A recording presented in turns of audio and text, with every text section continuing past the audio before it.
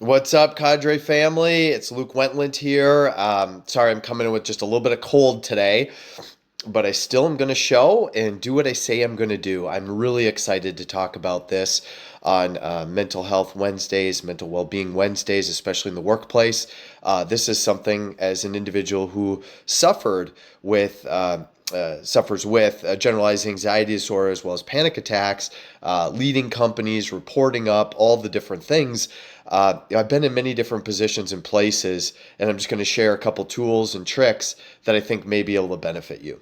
So, again, my name is Luke Wentland. I've been with the organization since day one, and I'm really excited about this opportunity to share with you in regards to anxiety in the workplace, anxiety and depression in the workplace, and what this may look like or how this may present in ways in which you can help support other individuals. Or this might be you, and this might be an opportunity to open up to have these conversations. So, hold on one second. I'm going to take a little sip. Like I said, sorry, I just have a little cold going today.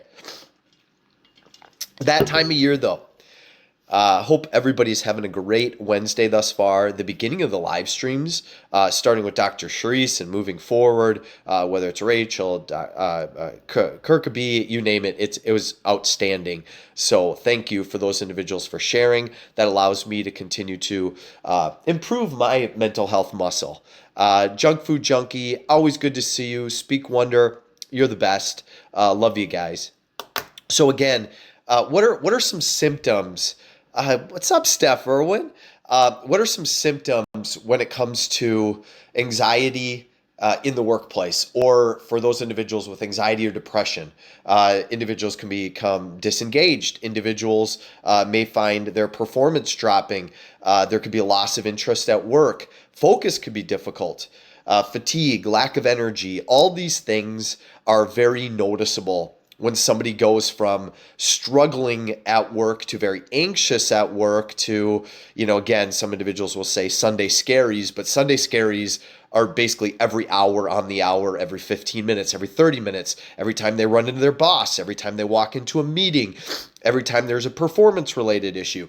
So that nervousness and anxiousness can turn into all these things I just talked about, these symptoms, what ultimately leads to disengagement, you name it. So, I'm going to give you 3 examples of ways in which individuals that have anxiety could present at your workplace or at your organization, and ways in which you can help support them. Okay?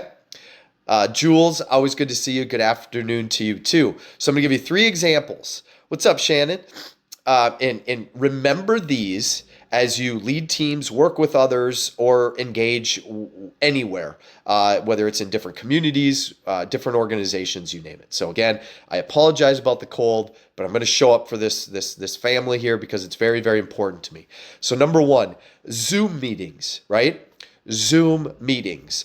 An anxious individual showing up on a Zoom meeting alone takes a little bit of courage. So sometimes it's, to even just be on the screen and show up on the screen. And then when they, are asked to share or asked to be a part of the Hollywood Squares or doing all the different things, what ends up happening sometimes with those individuals is they see other people that are not engaged on a Zoom meeting and their mind races. That you see individuals maybe on their phone. You see individuals maybe shut on and off, go on and off Zoom, etc. They become very distracted. And for individuals with anxiety, this could present like, am I not good enough? Their imposter syndrome might come out. I always show up for you. You got that right, Speak Wonder. But again, these Zoom meetings, I just want to again say, like, start with a level set of expectations and talk about it. So, hey, just want to make sure, for those individuals that suffer with anxiety, if it's really important to the crew that we're really engaged and we shut off our phones for the next 15 minutes while XYZ individual communicates or talks, like go there. Like, go there as a company, go there as people, go there as teammates, and show up for one another.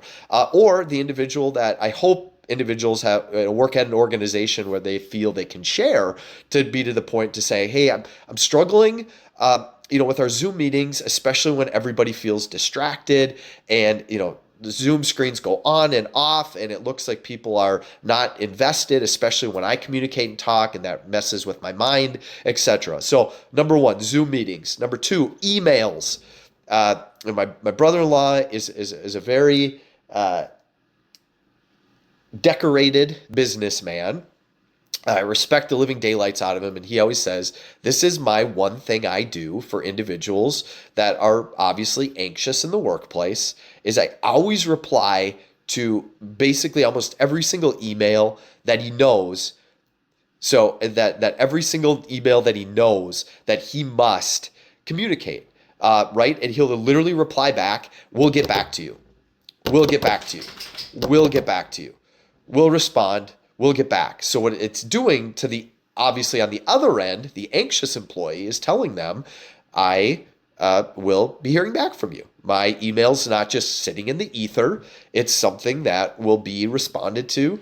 And sometimes he gives timelines, sometimes he doesn't. But again, for the anxious employee, the last thing they want is an email out to maybe their boss, maybe it's their next of kin, maybe it's people who they work with at the organization, and they have no idea what is happening when it comes to communication back. So that's something you can do. Just reply back on the email, hey, got this, we'll respond soon.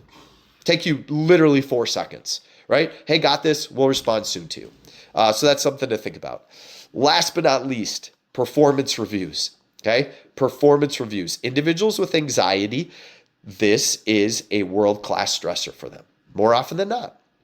So what do you do? How do you help support that? Number one, there should never be, if you are the boss, superior of an individual that you know might be suffering with anxiety, depression, is showing some of these symptoms that we talked about earlier of disengagement, lack of interest, increased irritability, all the things, we know that that is probably circumventing something with the mental health or otherwise. People just aren't choosing. Yep. Ooh, the dreaded performance review. That's right.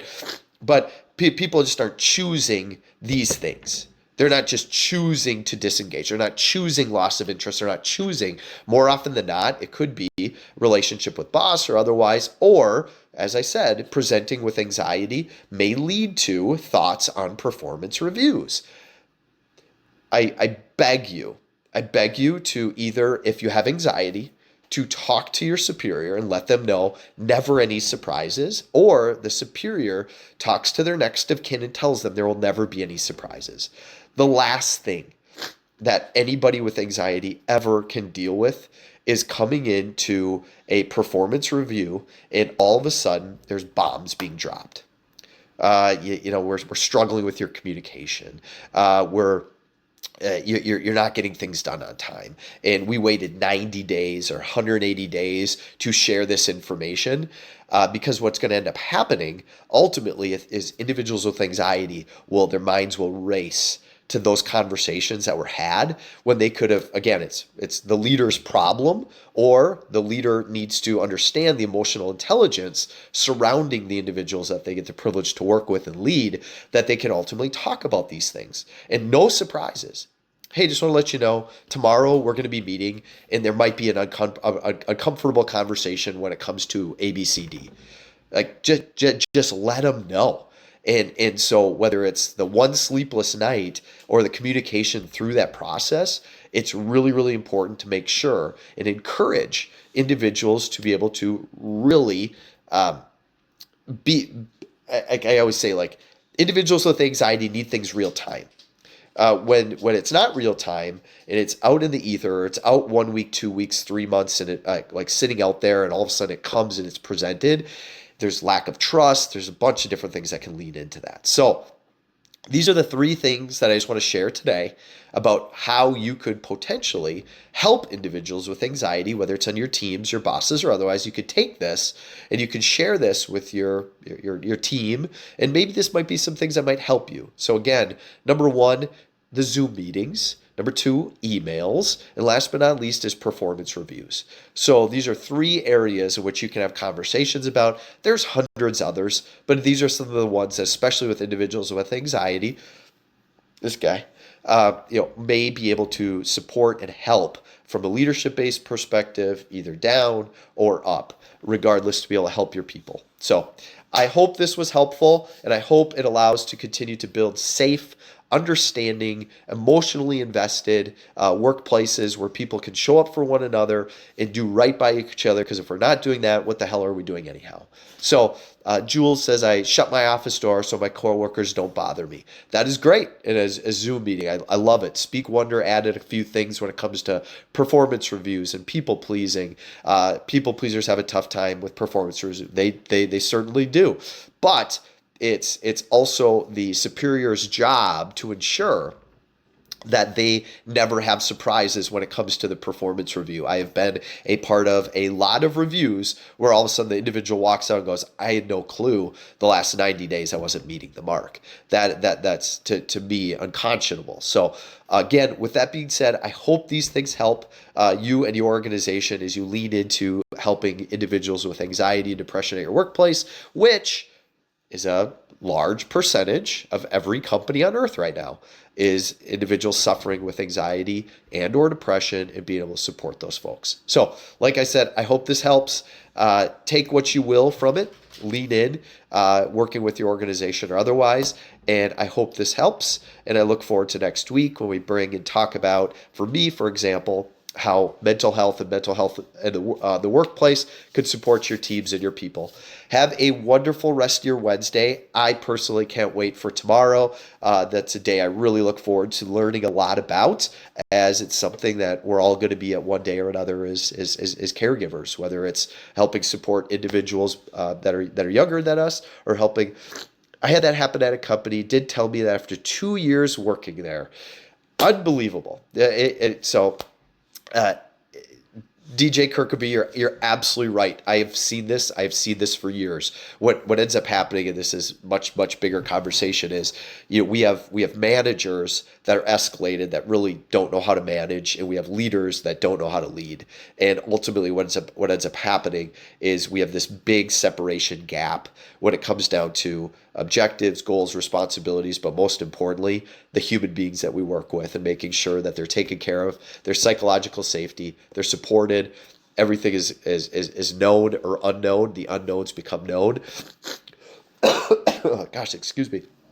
And so those are some things that people need to work on, and organizations, most importantly, need to work on. So thank you for sharing that. And I hope through the comments or otherwise that people that have been through some of these predicaments at their own workplace can not to say right wrongs, but find ways to improve. So again, have a wonderful, wonderful rest of your Wednesday. Like I said, I really look forward to tomorrow, figuring out, learning more about the individuals here at Cadre that are working as caregivers, supporting either their children with developmental disabilities, autism, you name it, to individuals serving as caregivers, maybe for their adults with dementia, you name it. And gosh, I think the world of you and what you're doing, folks, and just be good to one another, because we all need that. So take care. Have a wonderful rest of your day. Look forward to seeing you on the airwaves here at Cadre through the rest of the week. Bye-bye now.